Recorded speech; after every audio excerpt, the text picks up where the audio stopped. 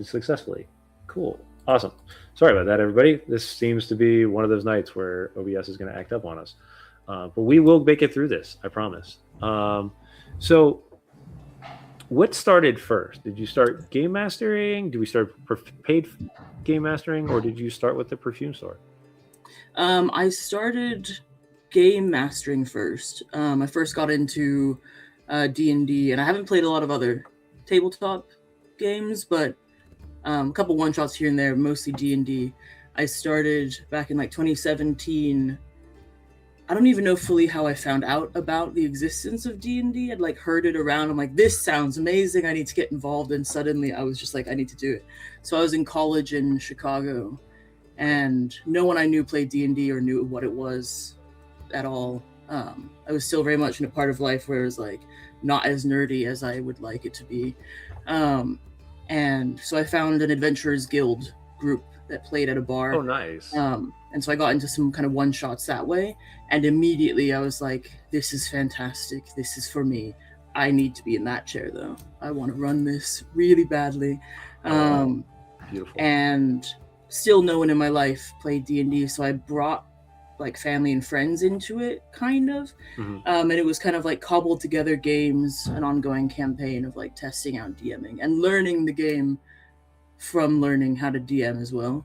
And then I really started DMing like in the last 5 years or so, 5-6 years.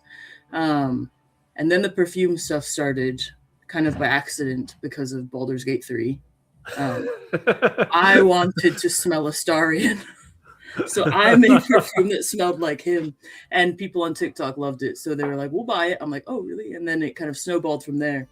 And I kind of found like what parts of it I really like and what parts of it, what I'm trying to do with it. And then through that, I found some people who were like, you should get into, and they're amazing. It's like high fantasy events group in Texas that go around the country. Oh, nice.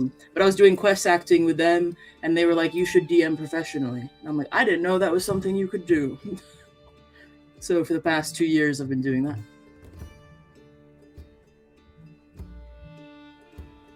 Wow, that is a lot. But it's exciting, right? Like, it's one of those things where this space very quickly changes so fast. You know, you start as a game master, and then you're like, oh yeah, but I like this part of the habit, or this hobby, or I like this part of the hobby. You know, I got lucky that I've been in it for so long. I've had a chance to try out a lot of the parts of the hobby, including immersive gameplay, which is, you know, getting out and actually doing, you know, sword fighting or Ren Fair reenactment, things like that. And it's a different world, and it's a different experience. And surprisingly, with our first question, you actually answered like all three of the questions. Oh, shit. Didn't know so. Sorry. No, that's perfect. We can elaborate. And we're going to, because I'm really curious now. So my first question always is what was your first experience with tabletop games? And knowing now that it was in 2017 gives me a lot more of an understanding of how I need to ask questions, because you're not sitting on, you know, 30 years of experience. You're sitting on a smaller amount, which is never a bad thing, but it seems to be a different way of people seeing the game. Yeah, I agree. I started when it was still third edition back in 2000. Oh god, here's my wonderful, showing my age, 2002, and it's been a long journey since, but I will say that's a difference that I've seen over the years, is we get two really unique demographics as guests. You either get ones who started really close to the pandemic, and then you've got guys who've been playing, or ladies who've been playing for years, and there's really that middle ground. I don't know where it went, but when it came to tabletop, that middle ground doesn't exist. It's either I've been playing it for decades, or I've been playing it for about a decade or less. Yeah, exactly. So you're like, where did the 10 years in between disappear to? And we get a few on occasion that are like, oh, I found it in college, and, you know, early 2010, 2000. I'm like, you're like you're like the unicorn of the crew right now. Like, yeah. Or my favorite. Happy medium. Yeah, or my favorite. I found it in 4th edition. I'm like, what? Like, straight up unicorn. Like this I've doesn't never heard of exist that anymore. ever. I played 4th edition. But you Was played it first but you, though? what was your first? I came in at like the end of 3.5, so See, that's my point. I got like Mine is fourth, then. I got like one game in of 3.5, and then it was like, hey, we're playing. 3.5 was the first book I ever got and read. I got the Dungeon Master's Guide for 3.5 in 2017 at a thrift store and read it cover to cover, and I was like, this is great. I need to learn how to do this. And then immediately was like, There's a none new of this version. is exactly what I need, though. It's all different now. Yeah, the reason I love 3rd edition though is that and even more so if you get a chance to go to thrift stores, go pick up the 2nd edition books. Not for anything more than the fluff lore that they wrote in those things was incredible.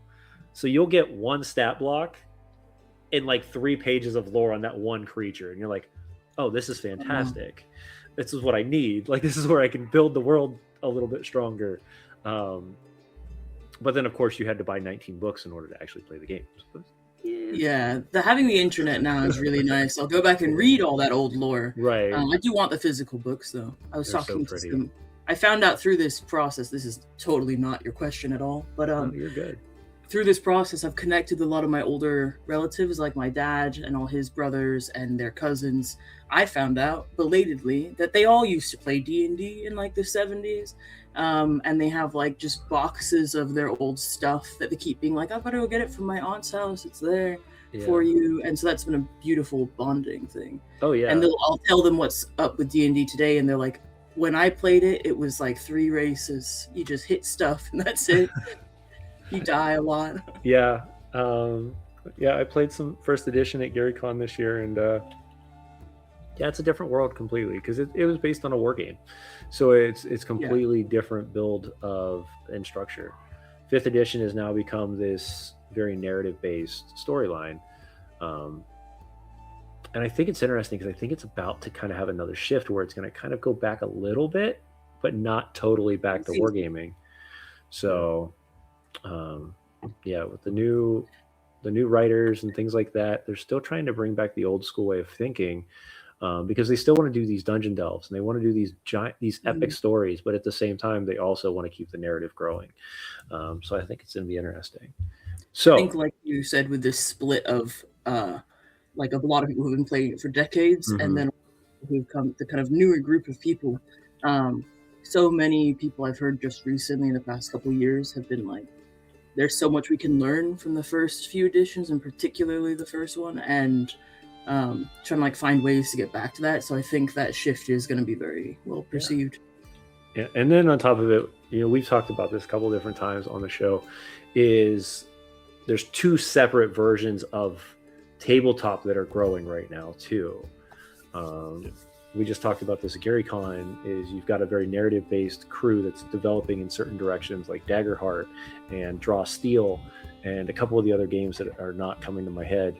But then you have a lot of other games who are driving more to the original way that Dungeons & Dragons was played, but just not in a wargaming mentality, like Shadowdark, Morkborg, Pyreborg, a lot of those games. So there's this shift, but it's an accepted shift, which I really enjoy. It's super cool. Yeah. So the second question I have, and this is going to be a really interesting question because you've already kind of pointed that you were in this point, you were at this moment in your time, but you didn't say why.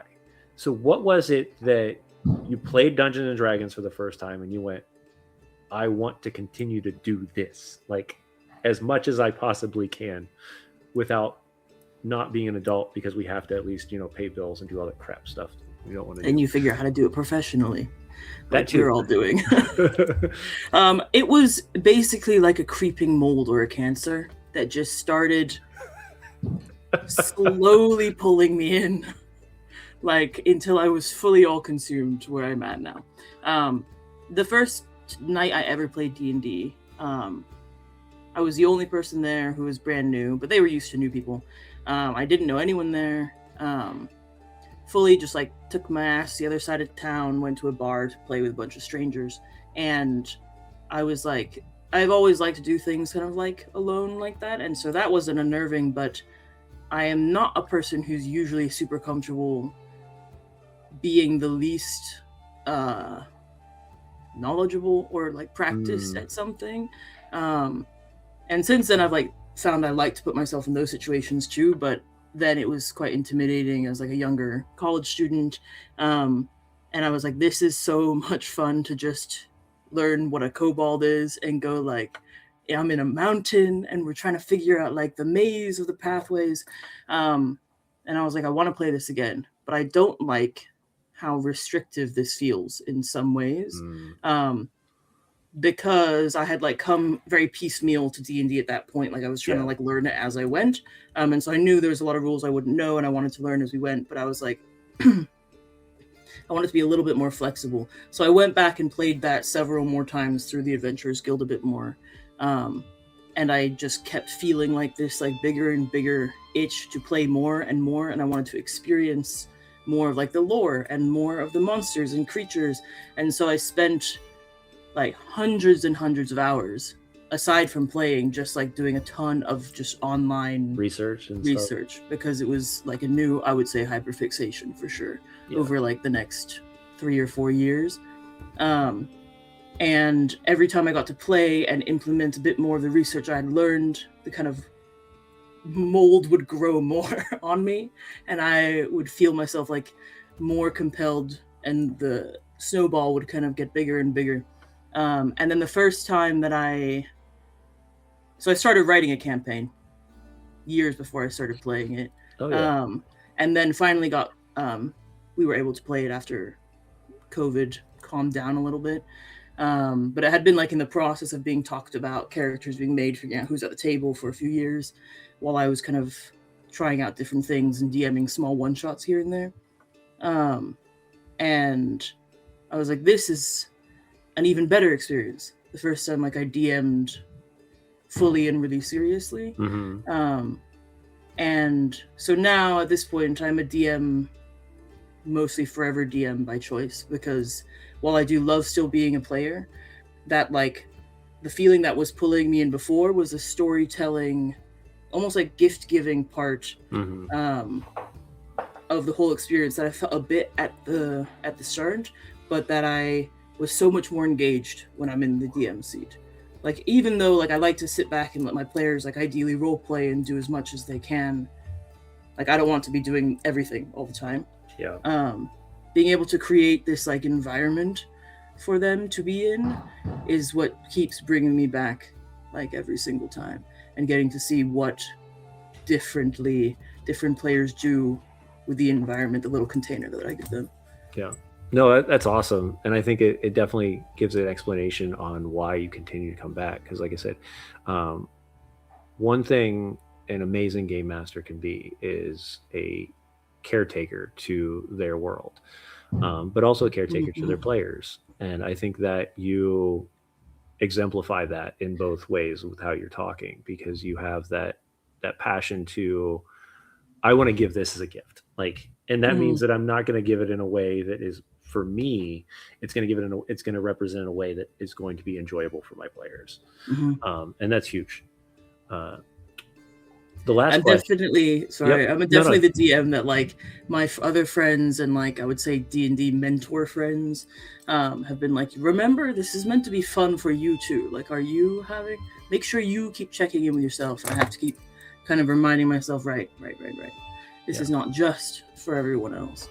And I have to fight burnout that way. Exactly. Yeah, it's for everybody. And that's a different story completely. Burnout is a thing in every aspect of this industry. But then it was very quickly, then it sounds like, from shifting from the player side to the game master side. It sounds like that is your comfortability at this point. Yeah, definitely. I get to be a player and I want to be a player sometimes. But I find myself, I don't know if it's like I have ADHD and that plays into it a bit, or is just a little bit less engaging because I'm just one player trying to share the spotlight with everyone, and I'm not caretaking the world as much. And I want to make sure I'm not stepping on anyone's toes, definitely not the DMs. And so I find myself like fighting checking out a lot more, as Mm. opposed to in the DM seat, like you can't because you have to manage Yeah, so many different spinning you're plates at the engaged same time. 100% So of it the keeps time. my like cat brain activated more, and so just for that reason, I like being a DM more as well. So I can see. it's I can many-fold. understand that. I feel the same way. I've had the opportunity to play a few times this last year, and it's been incredible. But I Mhm. just like you. It's like when I'm a game master, everything's on. I have everything open. I'm watching and looking around at all Mhm. times. And when you're as a player, sometimes you can get caught up and like drift or stare at Mhm. your character sheet for so long because you're like, okay, I'm just trying to figure out what's my next step, but I'm also trying to listen to everybody. But then I also don't want to step on it. Yeah, it's its own project. It leaves like more space too for like overthinking, and as a DM, like I don't have time to overthink at all because you're so busy doing everything else. You know, And I think like the being a player for me now, like it's a nice fun break, and I take it as much as possible each time I get to do it, as a huge learning opportunity, like kind of like a workshop yep. um, experience to Yeah. bring back to my own DMing. Well, here's an interesting question then. From all the game masters that you have had over the last 5 to 10 years at this point, what is one cool tip that you've gained from one of them that you brought back to your table? Um, I feel like such an asshole. I meant to look it up before this so I'd be prepared. I can't remember his name. But they Remember your were name. one of the best DMs ever. And they're one of the DMs for D&D in a Castle, which is an amazing organization too. And I got to play a game at a table in Gen Con a couple years ago. Okay. And You want to describe them? I most likely can guess from it. From just don't worry about it. description. I'll say nothing else. They've got many DMs who go to Gen Con, I'm sure. They do have many GMs go to Gen Con. No, they were so cool though. And this is like advice that I'm gonna remember for forever. So I got to talk to them after, because I was running into like a month after that. I was about to start this 3-day D&D extravaganza away trip, all at high level, one shot, like a 3-day long level 15 one shot. Okay. And I was like, all these 6 players, they're all at level 15. This is the first time I've ever played D&D at that high level because none of the campaigns have gotten up there yet. How do I make this really challenging, but fun challenging? And they were like, we can take away as a DM anything. Like you can take away like parts of their stats. You can like make permanent alterations to their strength and that kind of thing. You can take away their death saving throws. You can like, I'm like, diabolical. I need to have a word with this person. Oh no! I have done it. I have done it in why. Jacob's campaign. Now I know why one of my characters got screwed over. So.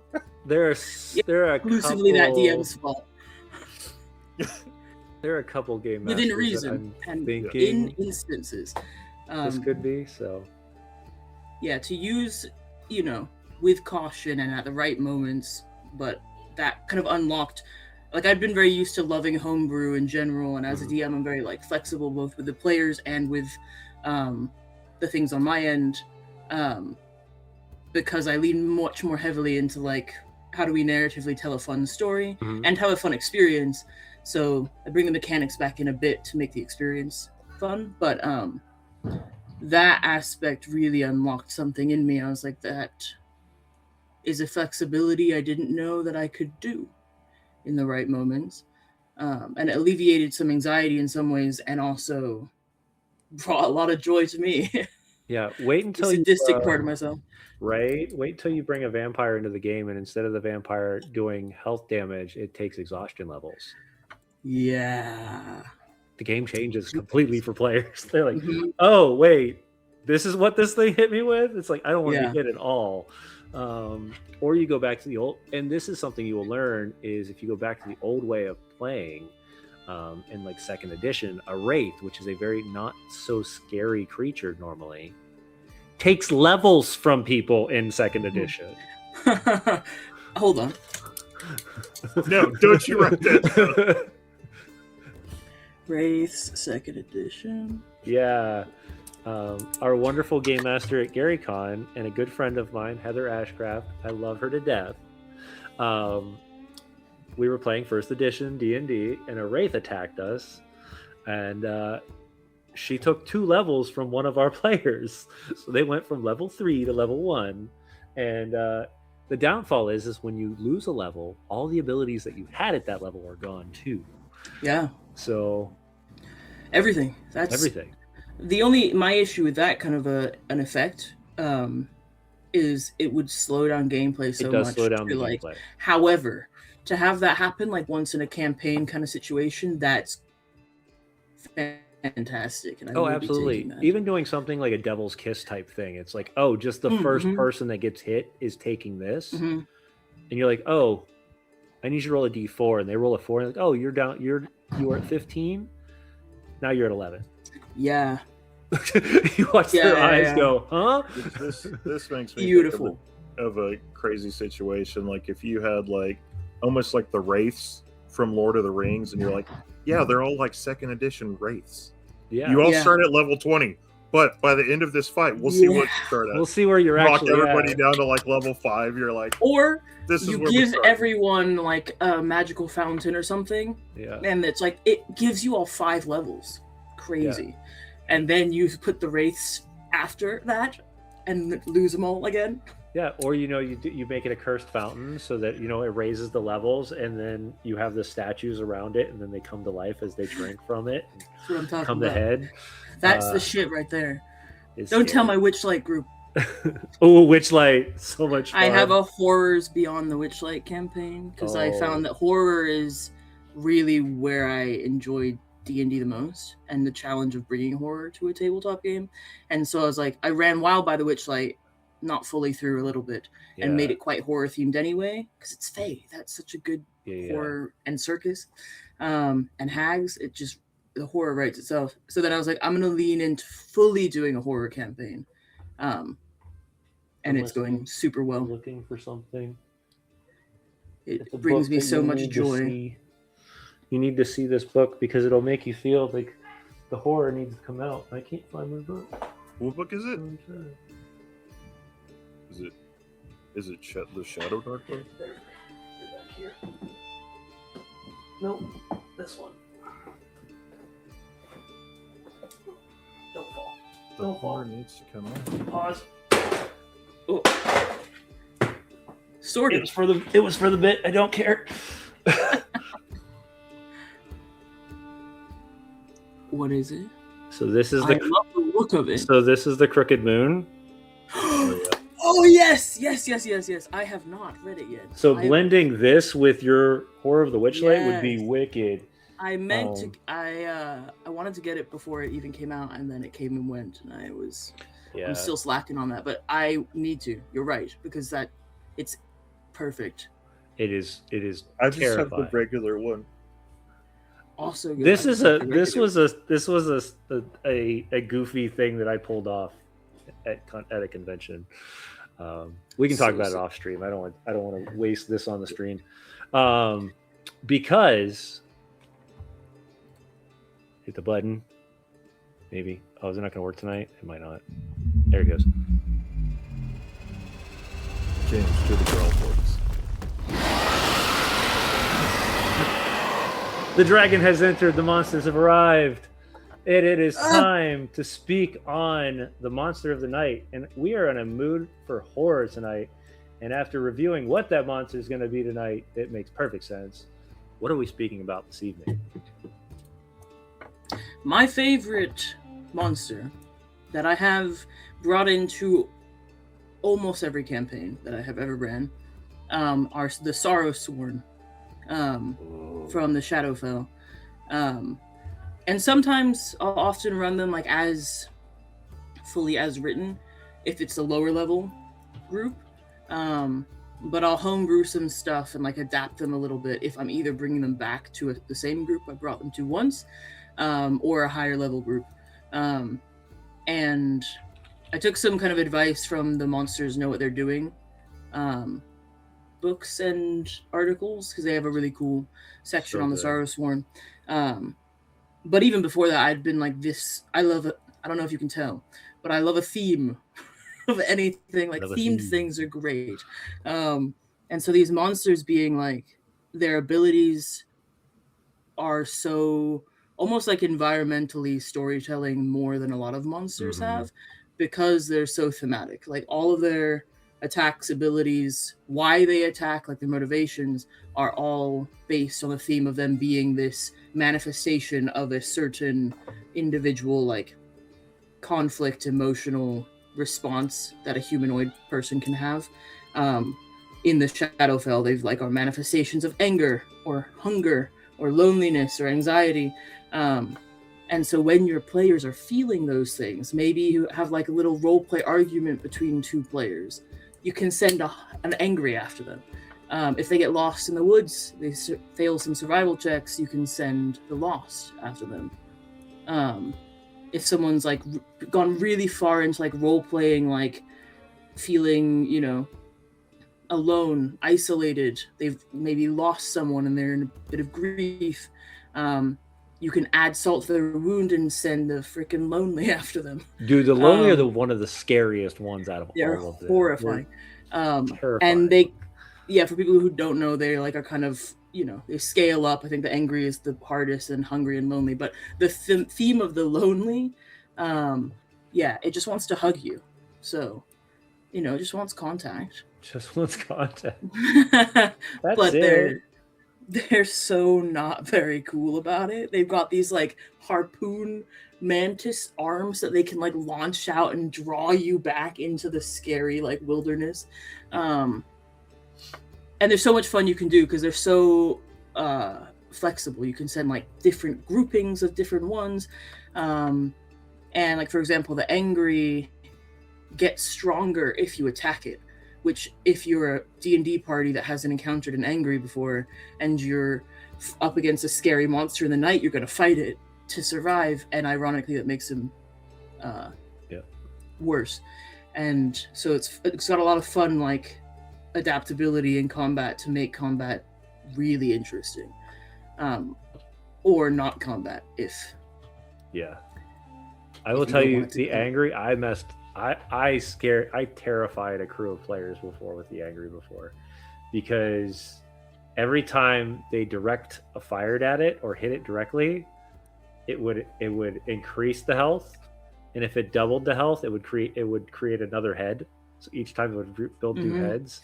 That's sick. Oh, man. The only way you could hurt it is you had to target something around it that AoE affected it to actually damage it, because otherwise it would continue to grow because you're not So hitting it's like a directly. mixture of like an emotional uh torment and a hydra.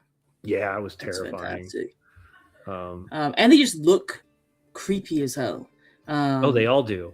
Every last and the one of fact them they're terrifying. manifestations of an emotional state of being or something like that, Yeah. is like the wretched is the weakest one. Like the fact that that's what one, it's not an emotion. That's just like you're wretched. But that opens a door for like you can create a like a homebrew version of these things that's like a manifestation of like jealousy Mhm. or so many other things. Like there's like any negative thing your players are experiencing or a human can experience, you can throw in and make one like Yeah. that. They're kind of like, I feel like an embodiment in monster form of like advice that I've received, a good way to like run like a themed dungeon or a labyrinth. Like everything is like psychic themed or something. Mhm. But it's like a monster of that, which I guess there's a fair amount of monsters that kind of have that deal, but this being so like emotion based feels, while it's absolutely monstrous and freaky, grounded as well. Like your players can really understand Mhm. it, and it hits close to home in like a very IRL way. And I find that brings the best horror to the table because Yeah. it freaks everyone out. And you're Yeah, like, you're you felt lonely striking. before. Now the Yeah. loneliness is fighting you. Yeah, you're striking them at a core point that they understand, right? Like there's not Right. just especially if you hit people that, like, those are big moments in their lives and you're like, hey, I'm gonna throw this at you. I will say though, these monsters though, and this is just kind of a thing for everybody that's out there, these monsters are very triggering, so make sure that you do have your Yes. safety tools set, because these can be Absolutely. dangerous. These, yeah, right, you're right, because they're so real. And I find with a lot of the horror that I run, like, I am huge into consent checklist, safety tools before the campaign, like a very set session 0 situation, as well as continuous check-ins throughout the campaign and afterwards. And I encourage my players to run their own check-ins as well, like to pause everything if they need to check in with each other. And that's a really nice collaborative thing. And yeah, because these ones and a lot of the other homebrew stuff I throw at people like this, when we're trying to get scared as much as possible or ratchet the intensity up, it blends with real world stuff very easily, and can be very, very intense. Yeah. Make sure you're safe, everybody. Stay safe. Be safe. Use the horror responsibly. Yes. Then it can be fun. That's a good way to put that, right? Like, use it responsibly. Don't. One thing a game master taught me a very, very long time ago is that the game needs to be a wave and not a line. And that's because you can't handle everything at one point for the entirety of a game. You know, if you're going to do horror and you want to dip to those low moments, you have to be ready to bring them up just as fast, because like you can't just hold somebody at a low moment forever. It's not good for their psyche and their mental health. Absolutely. And the same thing is, you can't hold somebody at a high level forever, because then there's no risk, there's no conflict. Totally. And people get bored. So you're like, that's why you go from, you know, a beach episode to a horror episode. Like, it's very now, I mean, that's a little bit of a like, but still, you know, some people like the roller coaster. That's what my Witchlight game is like.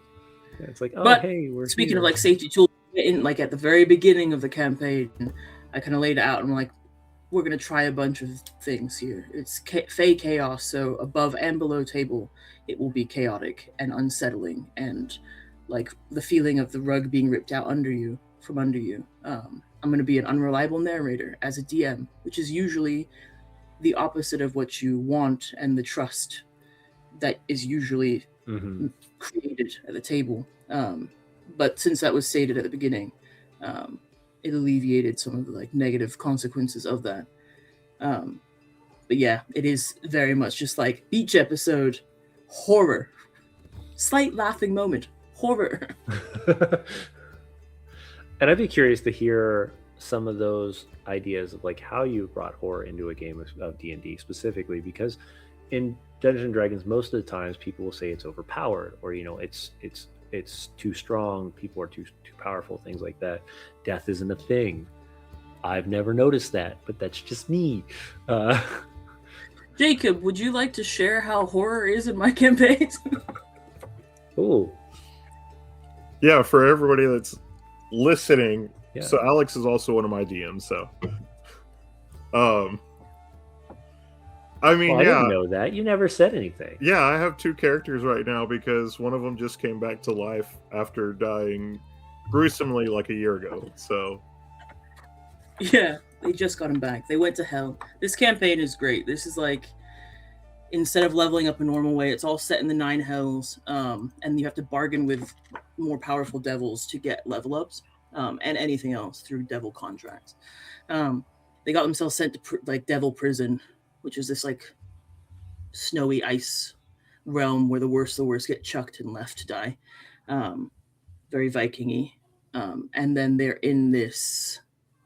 fighting through this facility to get back Jacob's old dead character, which they just accomplished. But I was like, this is the perfect time to make it fully horror. So they're in this mine down below this evil facility in the prison in the 9 hells. Dang, you can't. Did get it feel scary? No. Exactly. I don't know. What did it feel like for you? I mean, most of my characters are jokey, so like, He brings nice levity to the table for sure when it He gets does. to be a bit scary. I would say this last. but I do Yeah. have to say that that's also like being at like a fun house or whatever. You know, you walk in and I'm gonna be the person that is gonna be like, all right, you put me in front because like I don't get scared or anything, but I also can't tell where the door is because the lights are off. Yeah, leading the blinds. You're making everyone feel more comfortable, but you're not helping them get out of it. Well, and I did that once, and there was a mirror, and I was like, "Hey, this mirror has got to be the door." So I start walking into it. It's not a door. It's not a door. Bam! I was like, both calming people's nerves and making them more worried for their safety. Yeah. Just because of getting lost. Yeah. But no, I found like early on in DMing that the times when I bring in like a little bit of horror to like a campaign that was largely like all new players,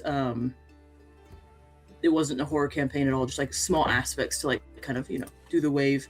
I was like, there's something to this. The mold grew more with the horror.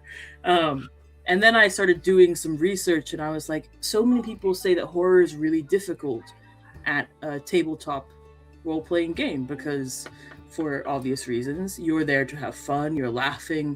It's not that immersive, and it's kind of hard to stick with immersion in a horror setting when everything around you, except for maybe music, isn't set up that way, and you're a table full of friends wanting to laugh and have a good time. And so like jokes are just naturally flying and stuff, and it's hard to kind of keep the tension in that way. And also people are ready to fight things, so you don't want to like reveal a monster at the wrong time, and that will drain the tension. And so the challenge of bringing horror to a table that everyone seems to have fought is why it's been so fun to me, I think. Like the feeling of the whole table of players being like, fuck that. No. Serotonin. Yeah, we did that. We did that at our Mysticon live play in San Diego last year, where I took a chapter out of the playbook for Westworld. So they found out that the leader of this cult was killing off the locals, dressing mannequins with them, and then placing small crystals in them because they're Magans, which are mechanical or magical mannequins. So they were bringing them to life, and the ending battle was them literally standing in that iRobot mentality where all of the Magans are standing and he's shuffling in and out talking the entire time. And my players were like, oh no, we don't want to even come in this place, but we know he's here, we got to find him. Like, that's beautiful. It was a moment there. And they said they found in the bottom parts of the castle, underneath in the sewers, they found all these people pretty much chained to cement blocks and dropped into water, and that's where all the bodies of these people that they were stealing were at, just floating in the bottom level of a sewer. Yeah. Hell yeah. Levistus is a dangerous individual, I will tell you that. As the devil of the fifth hells, he's not a fun one. So my players are trying to go meet him. Oh, if you need somebody to play him, please reach out. I will. I'll I've got the red eyes. I've got the red eyes and everything for him, because that's who I played. But the prison that I spoke of is Levistus's realm. It's Stygia is the whole prison. Yep. And so they've been traveling around in there. But I mean, with horror like that like kind of growing tension of your players know this is not good. And ironically, if they just went in guns blazing, they would not be scared at all. It would be like likely that feeling of dread that they're trying to avoid would be taken care of. But because they're scared, they don't want to go do that, and they prolong the fear. But kind of like the normal social contract of all D&D is we are agreeing to kind of suspend what maybe is the smartest idea to have fun. And so you need to have players that are willing to engage with the horror.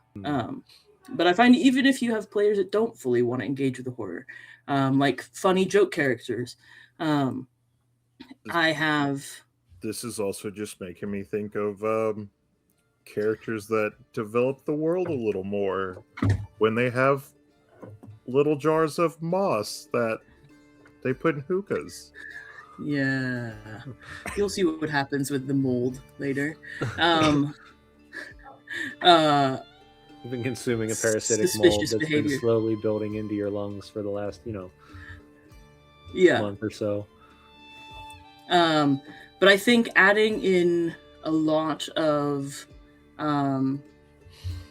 environmental hazards that aren't actually hazards, but just add tension, like the mannequins, the weird people, Mannequins, dolls, exactly. clowns.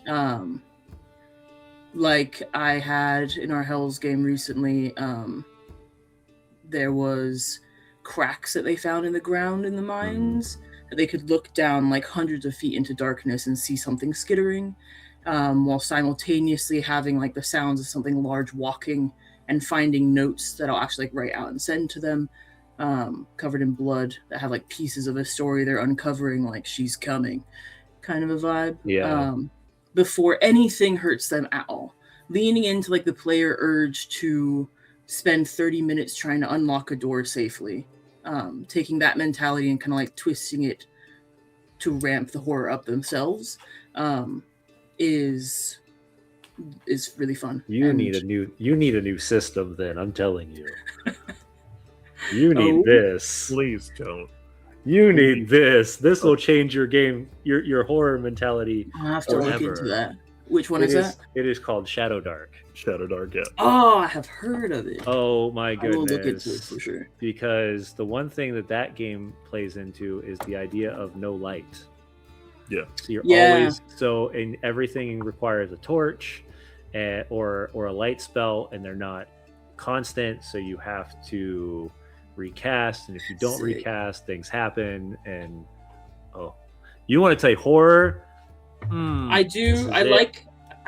I'm gonna look into that for sure. Yeah. I like the idea of like, as a DM, I like to allow my players to kind of take whatever items they want, to take like overpowered abilities. I give out boons like crazy, because then I get to have a crazy amount of fun with things that should kill a whole party very easily. Yeah. Like I'm like, I want you all to be powerful enough and confident enough so that when I throw whatever I want at you, I don't have to think about how to balance it, because I know you're powerful enough to take care of it. Yeah. And I know you're smart enough that if you're not, you're going to run. If you're not, you're going to run. I love that. Running is always an option, friends. Running is always an option. It's never an option. Plus, the running is sometimes fun. No, I know. I mean, that's one thing that I really love. I'll touch on, especially in Alex's campaign, is there have been a couple times where there was a joke item that we got, and my character just used it in a really cool way for us to get past an obstacle. And that's one thing too, like just touching on the topic of things to love in D&D, is something that I've given you and you come back and you can throw it back at me and go, hey, I'm going to use it for this. And then you're just like, as a DM, sometimes you can sit back and like, oh my God, my mind's blown, because I would have never thought that somebody would have used it that way. So, and often for me, go ahead. Especially when like you've given it to them like 12 sessions ago, and then it comes back up just out of nowhere, and you're like, were you holding on to this for a certain reason? I'm always so impressed with my players who pull up either items that I wasn't expecting them to use in that way, or it's what they were intended as, but I forgot they had it, and I assumed that they forgot they had it. It makes me so happy as a DM when players are like, this Uno reverse card, and I'm like, not only have you sorted out what I was actually internally stressed about figuring out how it was going to go, now I don't need to worry about that, and you look like a hero, you're creative, and everyone's stoked, and the table's having a good time. Like, that was the best. And you're using the item I gave to you. Like, it's just always a fun situation. There are some times when a player will do that, and I'm like, oh God, that diverted my whole plan. But I also get fun out of that as a DM. So I love it when players do that kind of thing. Yeah. So we haven't had a chance to bring this up, and since we're talking about monsters, it's actually a curiosity I've been having for a while. Is we've done tabletop games, and we've talked about your perfume business, but there's a third thing here. The murder mysteries, full blown immersive events. How have you used monsters and creatures like that in those, and what has that taught you that you can bring back to the table? That's a fantastic question. um, I think just in general, since I was like a young kid, have really liked scaring people. And I think that like there's this kind of like childlike joy in playing pretend across the board, obviously, with all the different things that I do. But with causing people consensual and fun fear these days. As a kid, I think it was slightly more just like I liked freaking people out.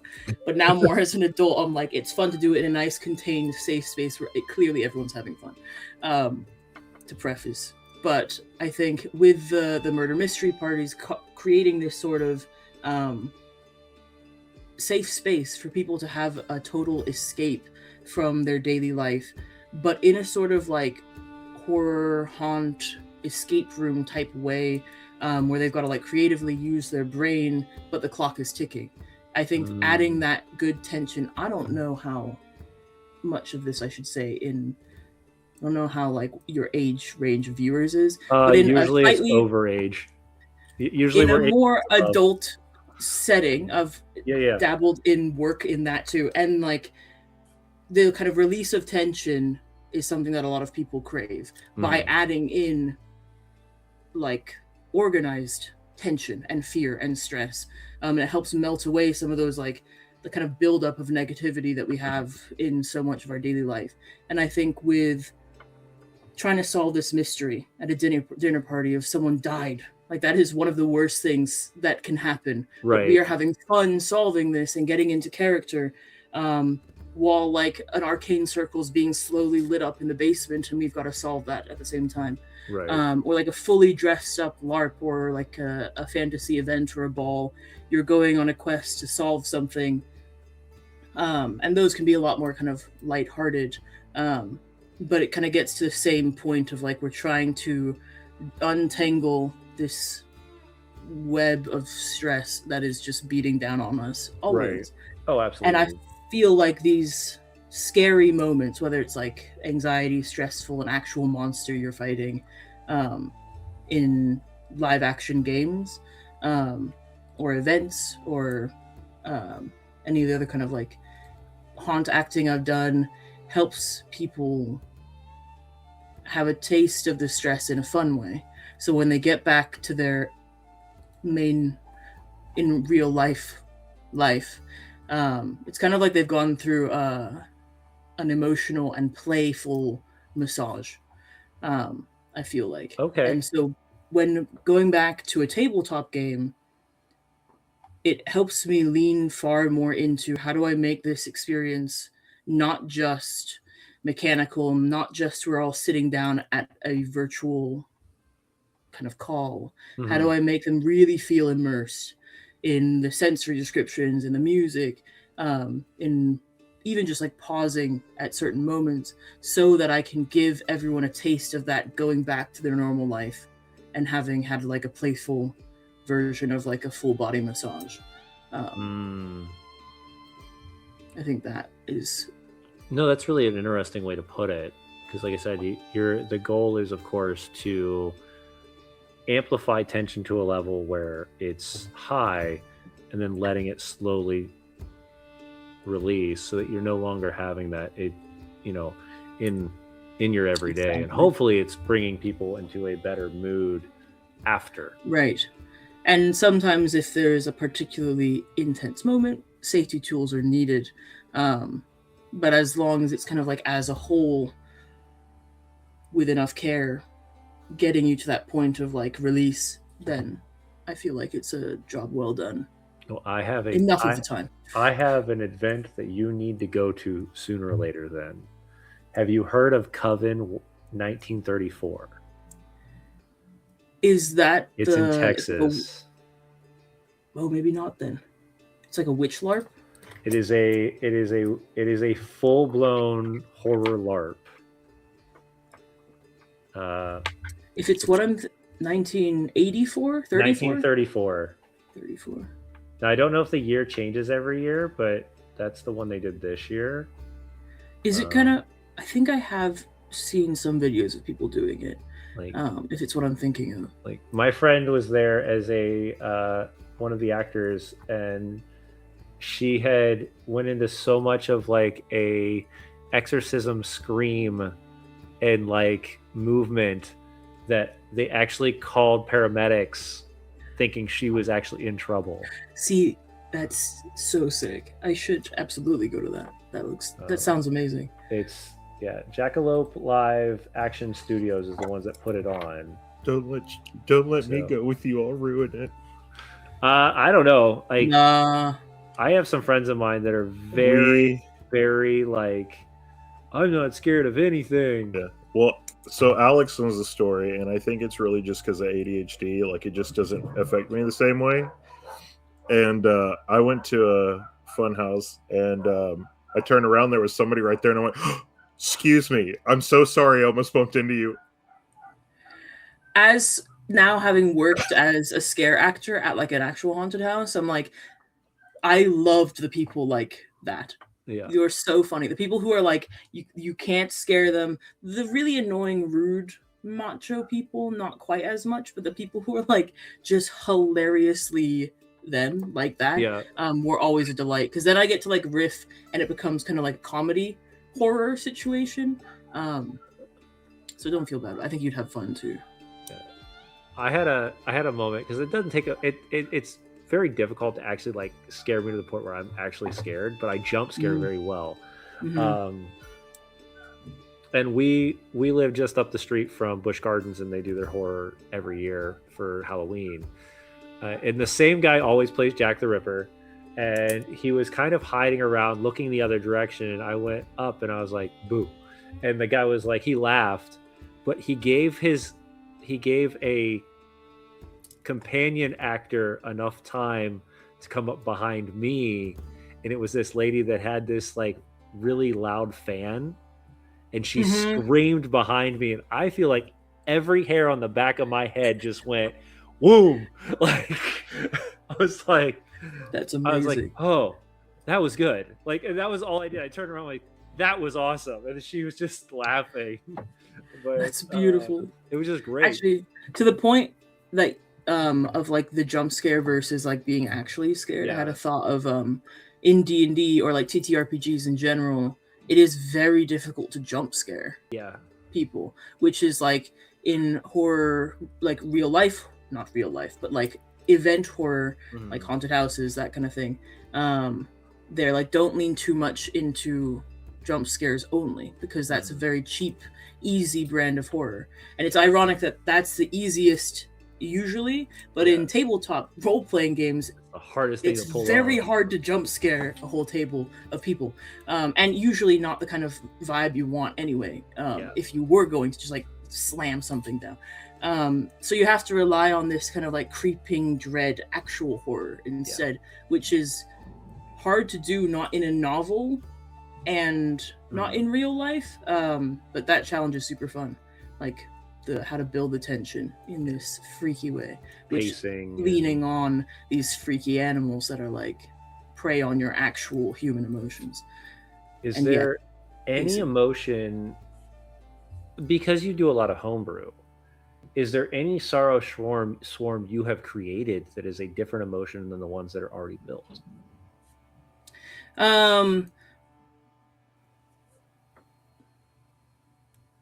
Usually I'll adapt it slightly, but yes, I have done hysteria before, of like a moment, and it was particularly cruel, I think, because it was if we're speaking of the wave, the top part of the wave where you finally feel the relief, the joy, it preyed on that.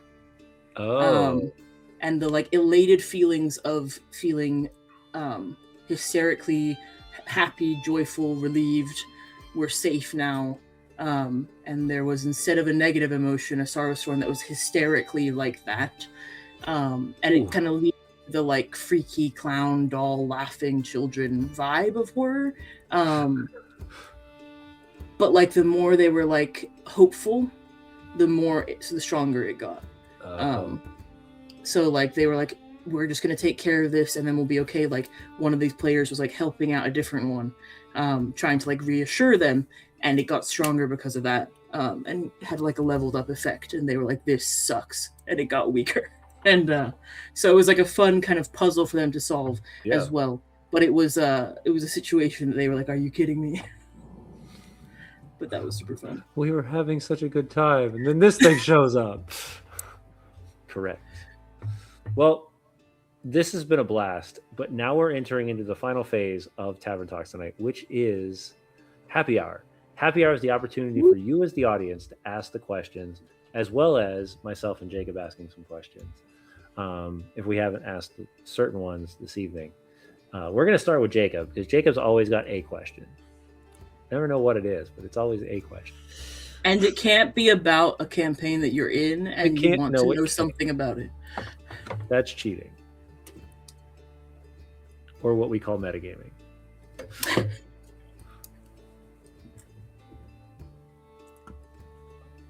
I don't know.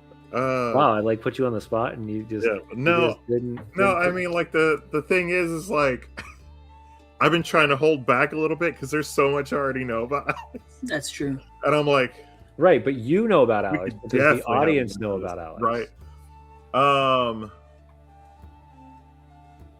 Okay, so I'll do this kind of as a two-parter. One, what are other RPGs that you would like to play besides D&D? Shadowdark. Now. But I have also I've been really wanting to play Call of Cthulhu. Because I love Eldritch Horror. And I have never played that before. We can't see that version. It's way over there on the border that Hell we can't read. And I would love to play Blood on the Clock Tower, because I like the idea that it's a big group of people, usually much larger than you can have in a normal TTRPG setting. I have been I'm hopefully gonna start a mini Vampire the Masquerade game soonish. Stop it, Jacob. These are Vanna White. But in general, the couple I've played a couple like kind of like more simple, very high fantasy TTRPGs, and I've found that the problem I have with a lot of them is too simple. Like I want the amount of rules that D&D has, even though it's difficult, and so that I can learn them, take from them what I want, throw out a bunch of them. But I want the rules there as something to fall back on. So I think I need to find a game with a group of people that are very used to it, that's more crunchy, I think, than the ones that I am kind of starting to dabble in. Shadowdark's a little less crunchy. There's a little less rules. But there's some unique rules in that one. So Sean Michael Devereaux, who's a good friend of mine and a incredible comedian and theater owner down here in Virginia, said, what are other tools that you use to inject horror and tension into your game? Music, lighting, props, etc. In real life, in my in-person games, I'm a huge fan of props in general. In a different part of my life, I make props and sets and things like that, and want to get into even more of that as a career. And I find that bringing that and I love escape rooms as well. So like creating puzzle boxes, and like baking clay tablets with runes, so it looks like a literal like pieces that they'll find over time, or things they need to like roll out onto a piece of clay and read the cipher.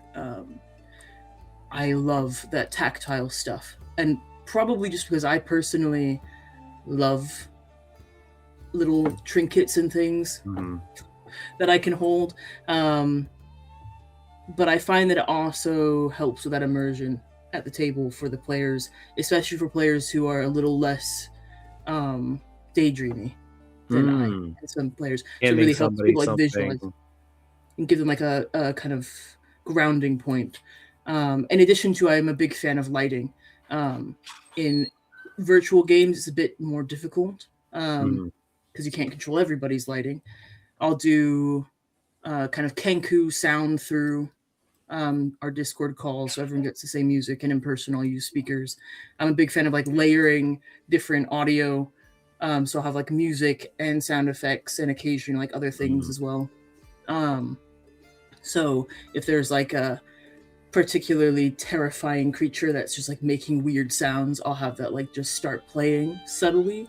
And my players have kind of all started understanding, if it's a long-term campaign, am I actually hearing that? Or and I'm like, yeah, that's what you're actually hearing. And it kind of ramps that up for people.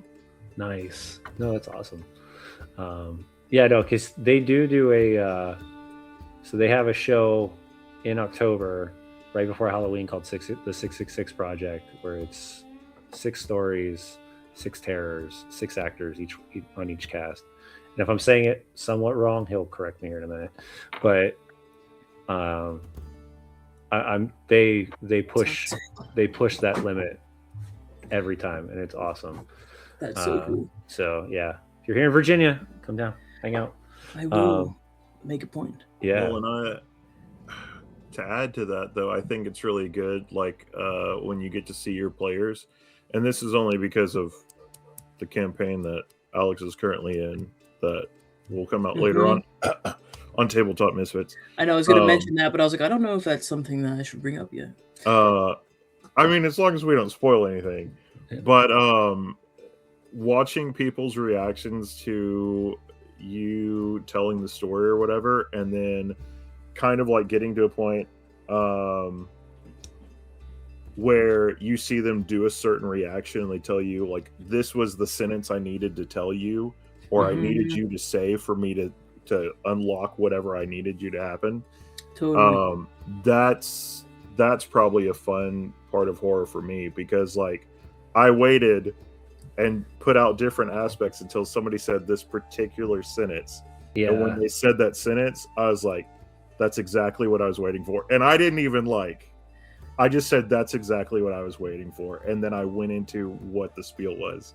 Yeah. And somebody's like, you're a dick. I was like, I mean, sometimes those are the moments you want to hear, though. Like, you're a dick. Exactly. I can't believe you just did that.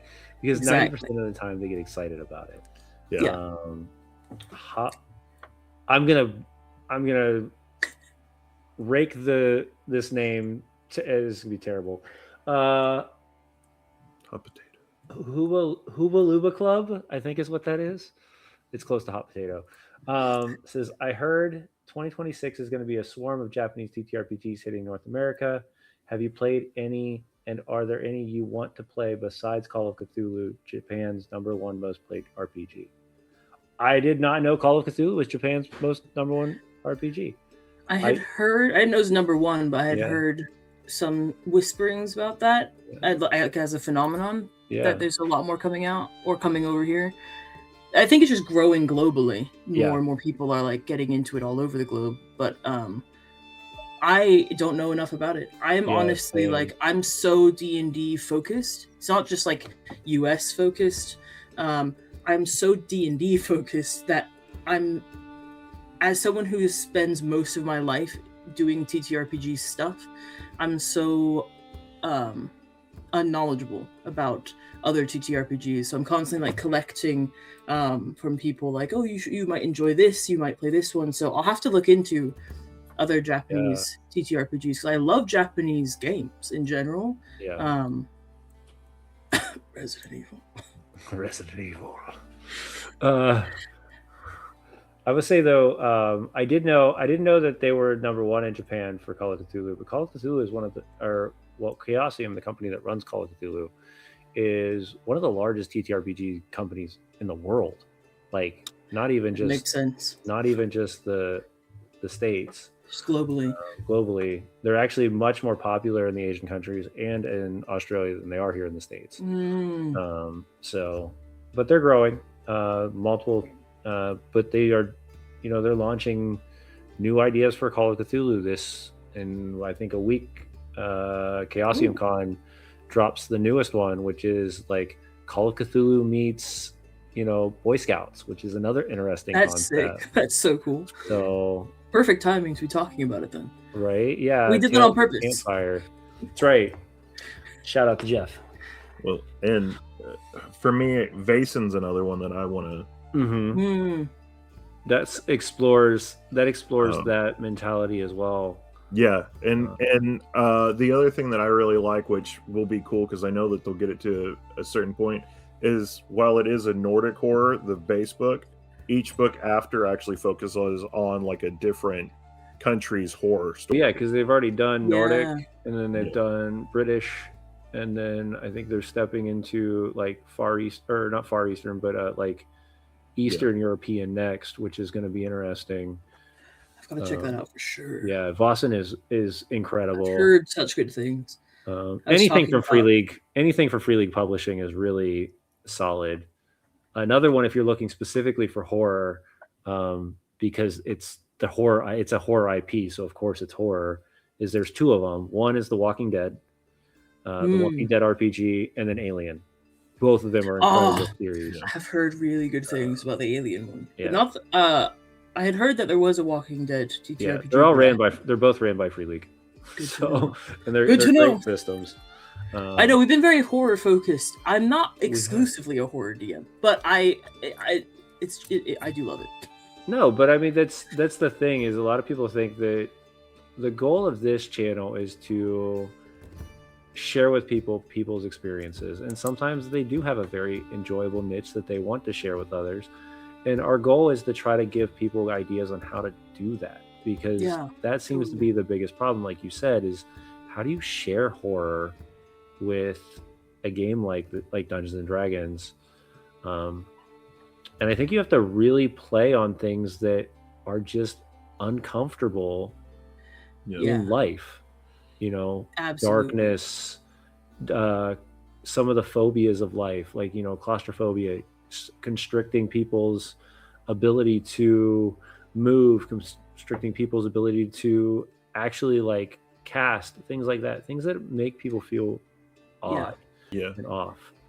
Like you're saying, like you need to have a particularly truly safe and trusting environment that the whole table DM and players have set up, because particularly in D&D you have to make like the uncomfortableness is where the horror comes from. Exactly.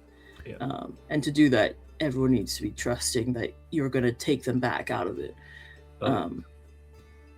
which is a good lesson through all of D&D or all TTRPGs, is that trust is important. That trust me, I'll bring you to these hard places, whether it be horror or just like difficult combat, or a hard puzzle, but trust that we'll bring ourselves back out as well.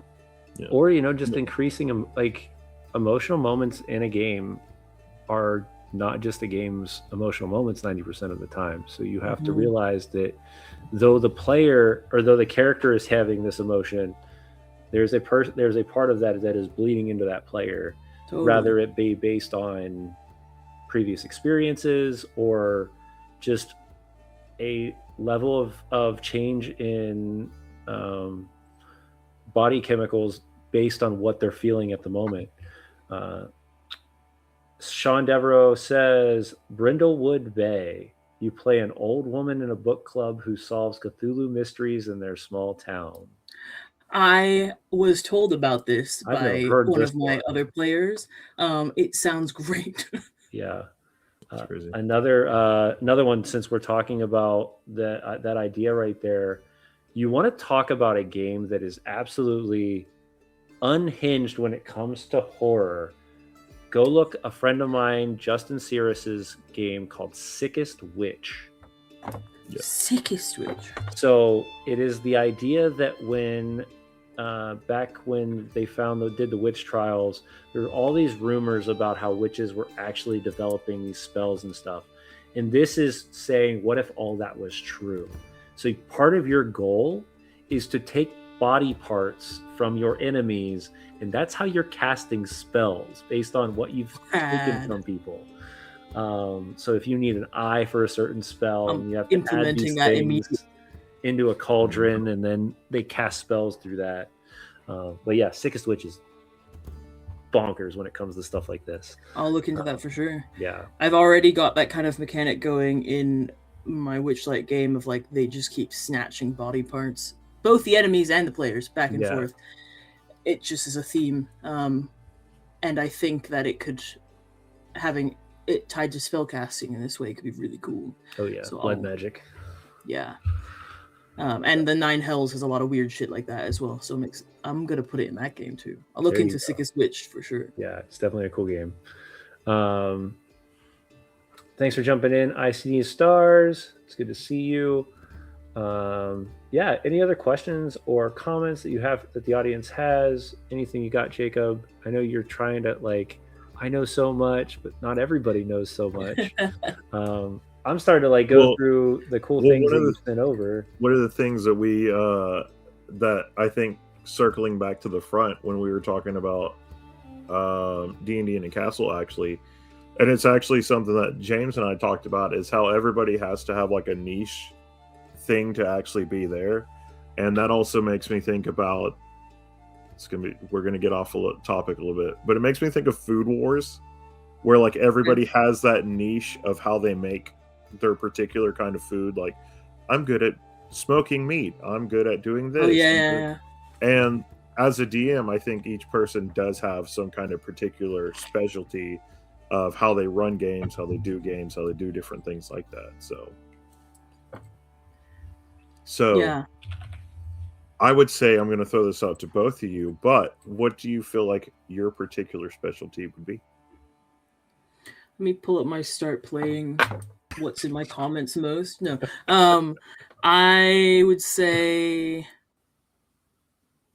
that, kind of actually also looping it back to the beginning of our talk today, the feedback I've gotten back a lot is that my players are incredibly happy that I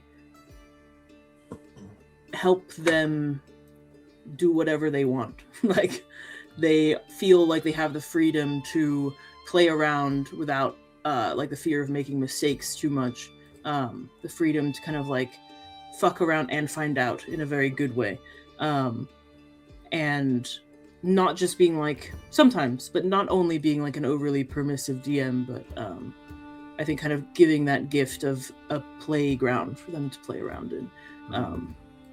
And then, so without limiting their abilities, being able to give them consequences and challenges that then meet them where they are at then, instead of bringing the players down to a reasonable level so it doesn't break the game. I think my players have a fun time overall with the fact that I enjoy breaking the game, and I encourage them to also try to break the game. Yeah, we definitely have been experiencing that more and more as we played. This week was a very interesting combat that we had put together for Dress to Quest, and the ending was absolutely unexpected. It was awesome. Hell yeah. And I was like, when they said what they were going to do, I was like, you know what? Let's put a roll to this, and if it works, you're going to do it, because this is awesome. And they did. It passed, and everything was. And then they did something additional that I wasn't expecting, and I was like, okay, guess we're going down this rabbit hole this time. So this is where we're going with this. Those are such beautiful moments in tabletop games, like having your expectations completely blown out of the water in both a positive and sometimes negative way. Just like, I wasn't planning for this, but now we all get to deal with the challenge that comes up afterwards of, what are the next steps. Right. Hooba Looba Club has asked another question. If you could make your own TTRPG, what genre and system would you want to play with? If I'm making my own TTRPG, it'd be my own system. It would be very much like D&D for me. In that, I think you just have classes. I think you'd have a d20, like you'd have the same dice system. I like that a lot, but I think it would be an adaptation of D&D in a more LARP friendly way, because a few times now I've tried to LARP D&D. It's a nightmare to try to find a middle ground. So I think if I poured with a whole team a lot of effort into like making a D&D LARP friendly somehow, it would be something like that. Yeah, like a lit And RPG, like yeah, LARP. Yeah. yeah. Like maybe it's like part of it's LARPing, part of it's not. I don't know, but also fully in like a themed space, like an escape room, or like a haunted house. So you're like literally playing through this thing, but somehow the dice have real world actions too. And I think it would be definitely still high fantasy because I'm a sucker for that. But also like with a creeping horror filled situation that you're dealing with, because I think that would also lend itself well to like a real world aspect of play, because we'd be brought out of the immersion slightly if you're like, I cast like a full fireball and this room explodes, and you're like, that would be tough. But if you're like, you literally need to like not let this torch die out, that could happen. So something like that. Yeah. I recommend you looking at, the next time you're at a convention, look at RPEX or True Dungeon. Both of those are very similar to this mentality. You have items that you collect throughout a dungeon. You add to your character. You can play multiple versions. It's a collector's game plus a story game plus it's a unique experience. I'll give you that. It's also a very dangerous game to get into, because once you get in, you get suckered into it. You start spending a ton of money. But there is that. I know that well. Yes, it's another one of those fun obsessions that you can get into. Somehow all my hobbies. All of them. I like that. Listen, do you see all this? I don't need any more damn hobbies. You stop right there, mister. You stop right there, mister. Yeah, no, I think I would go Grimdark. I don't think I would do as much magic as and I think system-wise, and I think we're going to be testing it a little bit this year with our upcoming live play, is I'm going to be using and if you haven't ever played the system, I would use the Grimdark series in a Pendragon mechanic. Pendragon is your knights, and you have, and that's all you are. And it's something I really think is interesting, because how many times can you play how many different knights can you play? And it really dives down into the idea of everybody is way different, even if everybody looks and acts and seems the same. That's cool. Yeah, we're looking forward to it. And it's not just a pitch for the new upcoming show. It has definitely been a system that I've really gotten involved with over the last couple months. It is Arthurian fantasy, which is something I'm very involved with anyways. We should talk more about that sometime. We will talk. I've thought about running a couple either semi-paid games again for it, because I know there are people that have just been very, very interested in the system alone. And these are our wonderful people down with Chaosium as well, because they make amazing games. But yeah, no, that's a fun one. And definitely one I would definitely want to dive more into. But we're adding the fantasy, we're adding the grimdark and the horror portion to it this year, because we're going to blend another game system later on this year with it. So, cool. Jacob, what about you? If you could build your own TTRPG, what genre and system would you use? Honestly, I think I would have a flexible game where you could kind of go into modern or fantasy, and probably do like the medium of both, so that your characters almost like the classic D&D like show, where it's like, yeah, we actually came from the real world. That way you could almost have like a back and forth of things. But I would probably kind of like GURPS. Maybe kind of like GURPS, but the system that I would use is probably the classic probability one from what World of Darkness used to do, which is like if you did that, and like for you, if you go, well, I'm going to use a tarot deck or something like that, then you have a kind of a custom deck of what your probability is.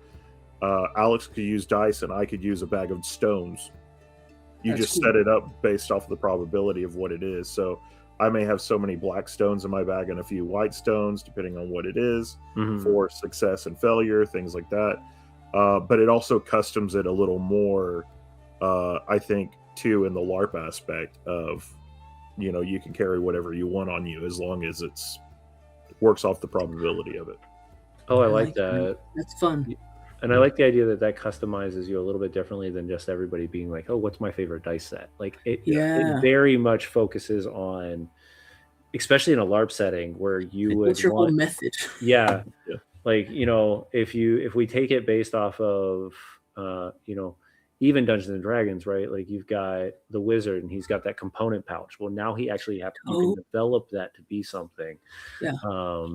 Or, you know, you play a rogue and it's just coins, you know, like just something that just represents who you are, so that it doesn't fully always be dice, right? Like Magic 8 Ball. Yeah. The possibilities are endless.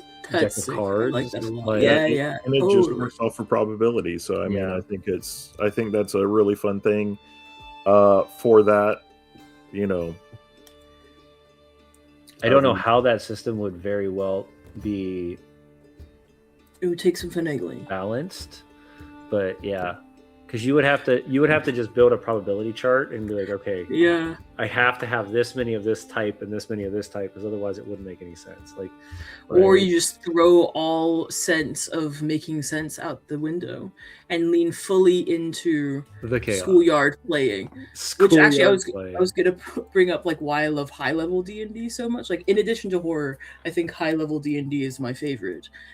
Which ironically, also everything I've heard about it is why it's so difficult and doesn't work super well in D&D, and you have to work around the rules a lot. So I'm sensing a theme here, but I think it's really fun because it becomes like a schoolyard play game, like a make believe, like when everything every player can do is like world endingly crazy, like reality bending kind of spells and actions and magic items. It becomes like, there's a black hole, and then, well, I'm gonna conjure a whale that eats black holes for breakfast, kind of a thing. And I think it broadens the creativity so much.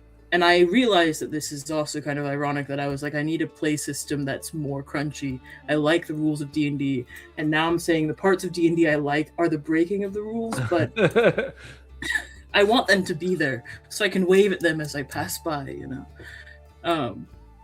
But I was reminded of that because when you're talking about Pendragon, I want to check that out because I'm writing a series of mini games that will be paid games eventually, hopefully this year sometime, that are inspired by different mythologies. The first one that I ran was that 3-day long one for some friends that was all Greek mythology. So you all play like basically demigods, the children of gods. But it's just an excuse to get to be like level 15 and up at the start. And so I'm writing a Norse one, but I'm also writing an Arthurian Legends one because the mythology of the British Isles is like very close to my heart, and it's so strange and very fey and very speaking of unsettling, uncanny valley type of horror, while also being like such beautiful codes of honor and very grounded and human. And so I'm looking forward to running in that sort of a setting of fantasy. Some crazy like level 15 to 20. Yeah. I mean, thankfully, Pendragon doesn't have level systems. It's you slowly level, like you just grow. But yeah, no. And it's a unique system for sure. But surprisingly enough, we're out of time this evening. Whoa! That flew by. It is last call. Once again, my cup is in the washer, but Jake's got 2 for me. Which one do you want? and I will raise this cool looking Which one do you want? Listen, buddy. demon door Listen. as mine. We can keep this shit going. Which mug do you want? I'll use this as my from our wonderful friends over at Dwarven Forge. I love that. Raise your glasses high, everybody. This is Last Call over here on Tavern Talks. Hope you enjoyed this evening. This was a lot of fun. Thank you, We guys. talked about a lot of cool things this evening. If you really loved us, make sure you go over and hit that follow button. And if you can, go over to YouTube and hit the subscribe button. It costs absolutely nothing, but helps us out a ton. If you listen to this wonderful music that's happening in the background, or if you're looking for your next horror music, go check out Monument Studios. They have over 500 different types of music lines, plus a whole bunch of other one-shot stuff. It's really cool. And I use it for everything because it's what we got. And otherwise, check out the rest of our wonderful sponsors. I'm going to drop those up in the chat room right now. And we've got a bunch of them that are here. It's getting late. I want to go to bed. But thank you once again for coming, Alex. This was a fantastic conversation. If you liked anything that we did here, make sure you kind of clip that for us, because that'll let us know what you're enjoying here at the Misfits. And we love to see what people are enjoying. Real quick, as we close out, just stick around for a couple more minutes as we raid some friends, because that's how this community grows. It's continuing with more friends. So have your last drink.